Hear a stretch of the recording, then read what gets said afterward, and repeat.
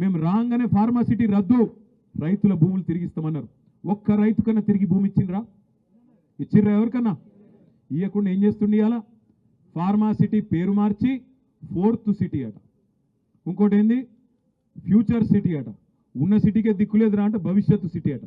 ఉన్న సిటీలోనేమో ఇప్పటికి మోరీలు చక్కగా లేవు, నల్లాలు చక్కగా లేవు. వాటిని రిపేర్ చేసే ముఖ్యమంత్రి ఇలా మున్సిపల్ మంత్రి వాటిని పట్టించుకోకుండా ఫ్యూచర్ సిటీ కడతా అని చెప్పి కొత్త రోడ్లు వేసే ప్రయత్నం చేస్తూ ఉన్నాడు. ఆర్ఆర్ఆర్ అనేది జాతీయ రహదారుల కింద మన ప్రభుత్వం ఉన్నప్పుడు 332 కిలోమీటర్ల ఆర్ఆర్ఆర్ను మనకు పైసలు పడకుండా పెద్దగా కేవలం ల్యాండ్ అక్విజిషన్ అంటే భూసేకరణ కాడికి కొన్ని పైసలు 50% మనము, మిగతాది 50% కేంద్ర ప్రభుత్వం చేసేటట్టు పెట్టినాం.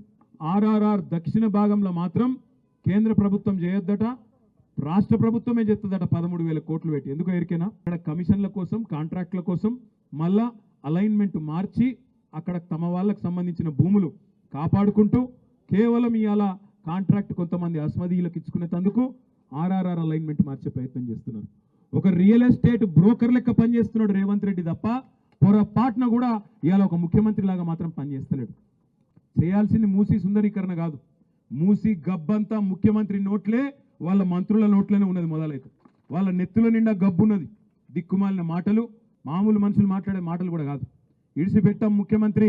ఆల్రెడీ నేను పరువు నష్టం దావా వేసినా, ముఖ్యమంత్రి మీద కూడా తొందరలోనే పరువు నష్టం దావా వేస్తా. ముఖ్యమంత్రి మీద వేస్తా, నా మీద అడ్డగోలుగా మాట్లాడిన మంత్రి గారిని కూడా ఇడిచిపెట్టా. క్షమాపణ చెప్పేదాకా అటు క్రిమినల్ ఇటు సివిల్ డిఫమేషన్ 2 సూట్లు కూడా వేస్తా, వదిలిపెట్టా అనే మాట కూడా నేను విజ్ఞప్తి చేస్తా ఉన్నా. తప్పే చేయనప్పుడు ఎవరిని అయ్యకు కూడా భయపడం. ఏం చేసుకుంటావో చేసుకొని మోడీకే చెప్పినాం, ఈ చిట్టినాయుడు ఎంత మనకనే మాట నేను విజ్ఞప్తి చేస్తాను.